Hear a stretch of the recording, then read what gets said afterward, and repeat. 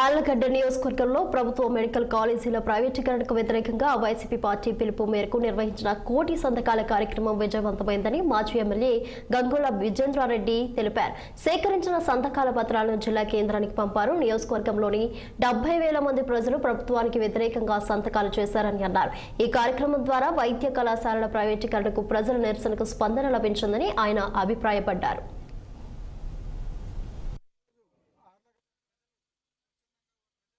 స్వచ్ఛందంగా వాళ్ళు సంతకాలు పెట్టి మద్దతు తెలపడం జరిగింది. ఈరోజు ఇవన్నీ కూడా ఆర్లగడ్డ నుండి నంద్యాల హెడ్ క్వార్టర్కి, మా ఆర్లగడ్డ నియోజకవర్గానికి సంబంధించినవన్నీ కూడా నంద్యాల హెడ్ క్వార్టర్కి పంపించడం జరుగుతుంది.